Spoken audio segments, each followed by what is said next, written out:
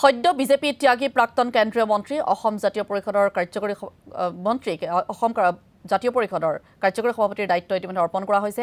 মহানগৰীৰ উজান বজাৰৰ বিষ্ণু নিৰ্মলা ভৱনত অসম জাতীয় পৰিষদৰ কেন্দ্ৰীয় কাৰ্যনিৰ্বাহক সভাত এই গুৰুদায়িত্ব অৰ্পণ কৰা হয় ৰাজেন গোহাঁই। আগন্তুক বিধানসভা নিৰ্বাচনৰ ৰণনীতি সন্দৰ্ভত আলোচনা হৈছে এই বৈঠকত। কেন্দ্ৰীয় কাৰ্যনিৰ্বাহক সভাতেই নিৰ্ণয় হ'ব দলটোৰ ভৱিষ্যত ৰণকৌশল। বিৰোধী ঐক্যৰ সৈতে মিত্ৰতা সন্দৰ্ভতো বৈঠকত আলোচনা হৈছে বিতংভাৱে।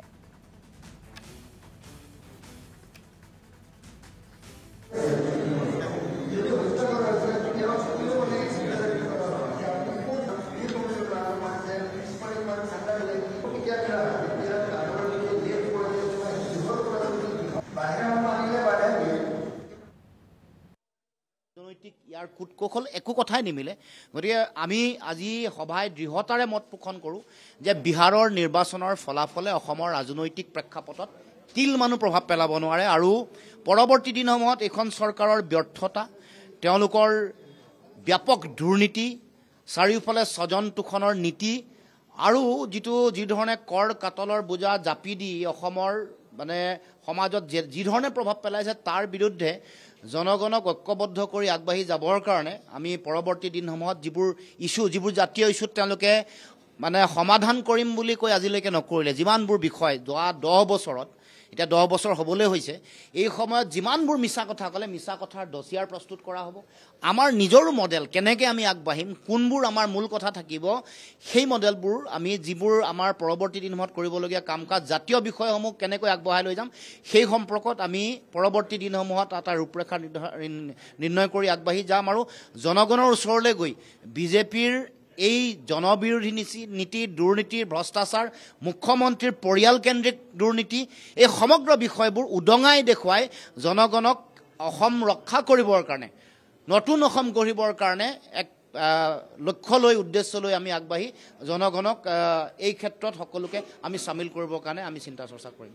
দলৰ পদবীৰ ক্ষেত্ৰত কিছু সালনি হৈছে, আজি নতুন দায়িত্ব অৰ্পণ কৰিছে।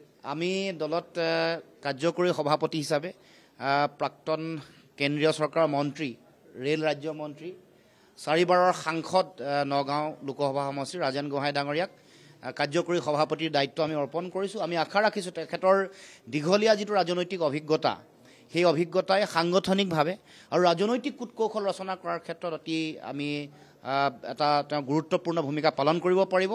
পৰৱৰ্তী দিনত আৰু বিভিন্ন যোগদানৰো বিভিন্ন ধৰণৰ আমাৰ খবৰ আহি আছে। কেৱল মাত্ৰ ব্ৰহ্মপুত্ৰ উপত্যকাতে নহয়, বৰাক উপত্যকাতো যোগদানৰ কেইবাটাও কাৰ্যসূচী আছে।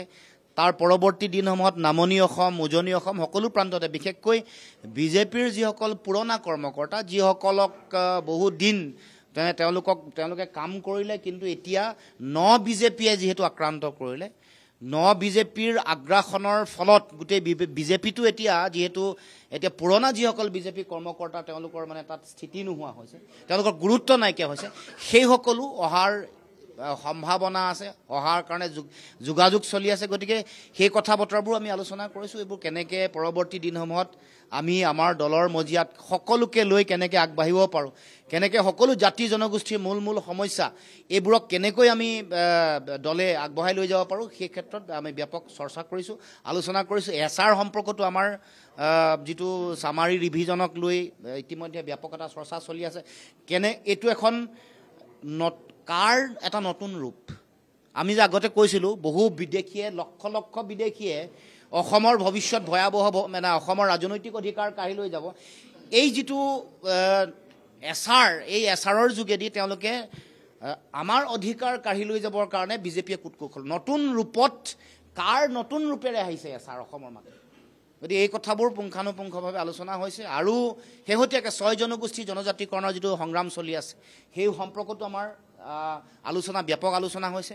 আমি কৈছোঁ যে অসমত থকা জনজাতীয়সকলৰ অধিকাৰ বা তেওঁলোকৰ সংৰক্ষণ ক্ষুণ্ণ নকৰাকৈ 6 জনগোষ্ঠীৰ জনজাতিকৰণ